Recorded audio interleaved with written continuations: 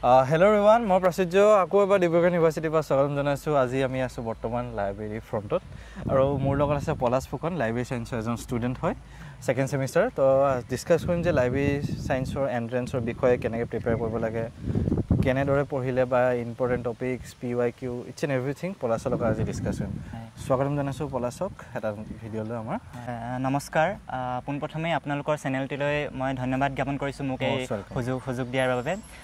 মই এইবাৰ ডিব্ৰুগড় বিশ্ববিদ্যালয়ৰ লাইব্ৰেৰী এণ্ড ইনফৰমেশ্যন ছায়েন্সৰ দ্বিতীয় ষান্মাসিকৰ ছাত্ৰ আৰু যোৱাবাৰ এণ্ট্ৰেন্স দি পেলাই মই এডমিশ্যন লৈছোঁ। অ'কে, চ' এতিয়া তুমি কোৱাচোন মানে কেনেকুৱা তুমি এক্সপিৰিয়েঞ্চ পাইছা লাইব্ৰেৰী আৰু লাইব্ৰেৰী ছায়েন্স ডিপাৰ্টমেণ্টৰ ডিব্ৰুগড় ইউনিভাৰ্চিটি তোমাৰ? হয়, যিহেতু মানে আমাৰ ছাবজেক্টটো এতিয়া মানে লাইব্ৰেৰী ছায়েন্স ছাবজেক্টটো নতুন কিছু, সেইকাৰণে মানে আগ্ৰহিত হৈছিলোঁ এই ছাবজেক্টটোৰ প্ৰতি ডিগ্ৰীত থকা সময়ৰ পৰাই আৰু ইয়াত এডমিশ্যন ল'লোঁ এণ্ট্ৰেন্স দি। ভালেই লাগিছে। প্ৰথম অৱস্থাত অকণমান মানে যিহেতু নতুন অকণমান টান লগা নিচিনা লাগে, কিন্তু পাছলৈ মানে সেইখিনি মানে হৈ যায়গৈ ধুনীয়াভাৱে। অ'কে, তুমি এতিয়া এণ্ট্ৰেন্সৰ কাৰণে প্ৰিপেৰেশ্যন কেনেকৈ কৰিছিলা?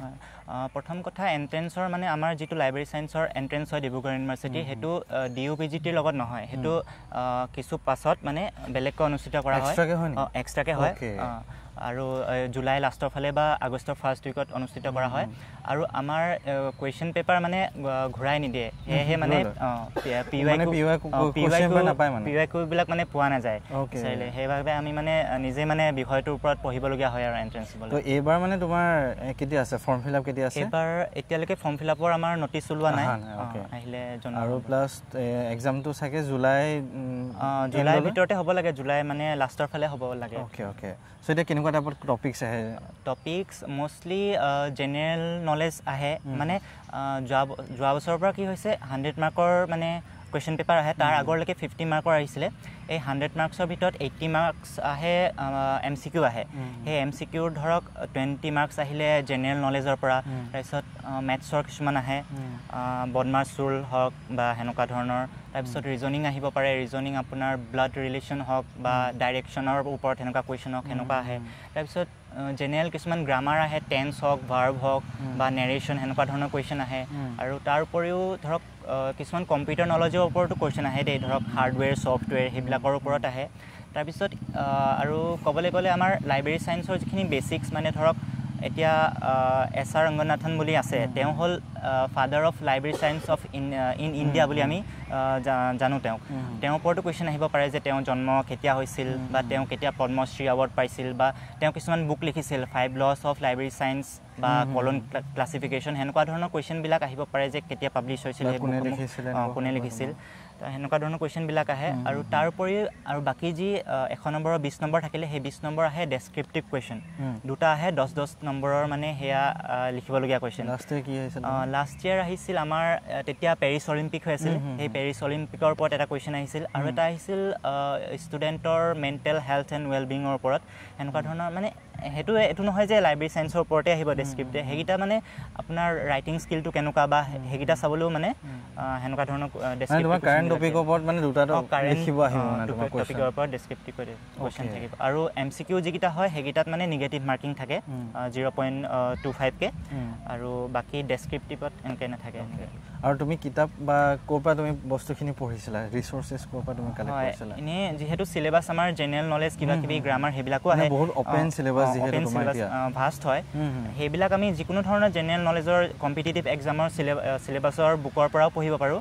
আৰু লাইব্ৰেৰী ছায়েন্সৰ সেনেকুৱা কুৱেশ্যন বুলি ক'বলৈ গ'লে আমি গুগলৰ পৰা চাব পাৰোঁ, বা ইউটিউব ভিডিঅ' আজিকালি থাকেই, সেই টপিকটো মাৰি দিলে সেনেকুৱা ধৰণৰ ভিডিঅ' আহিয়ে যায়, গতিকে মই তাৰ পৰাও চাইছিলোঁ। আৰু উইকিপিডিয়াত চাৰ্চ কৰিও চাব পাৰি সেনেকুৱা ধৰণৰ। এনেই এনেকৈ স্পেচিফিক একো বুক ফ'ল' কৰা নাছিলোঁ বাৰু। MCQ বুক চোৱা নাই এনেকৈ ফ'ল' আৰিহান্তৰ যিবিলাক আমাৰ CUET বুক আছে সেইবিলাক CUET বুক আছে, সেইবিলাক চালেও হেল্পফুল হয়, কিন্তু মই মানে চোৱা নাছিলোঁ। ঠিক আছে, চ' এতিয়া তোমাৰ কিবা কুৱেশ্যন মনত আছে নেকি MCQ কুৱেশ্যন লাষ্ট ইয়াৰ অহা? তেনেকৈ ধৰক সেই ৰংগনাথৰ ওপৰত সেইটো কুৱেশ্যনটো আহিছিল যে তেওঁ কেতিয়া পদ্মশ্ৰী এৱাৰ্ডটো পাইছিল, সেইটো লাইব্ৰেৰী ছায়েন্সৰ কুৱেশ্যন। তাৰপিছত GK কুৱেশ্যন, এনেকুৱা কাৰেণ্ট এৱাৰনেছৰ ওপৰত কিছুমান কুৱেশ্যন আহে, ৰিচেণ্ট যিবিলাক মানে গভৰ্ণমেণ্টৰ পলিচি তেওঁলোকে হেৰি কৰে সেইবিলাকৰ ওপৰত আহিব পাৰে।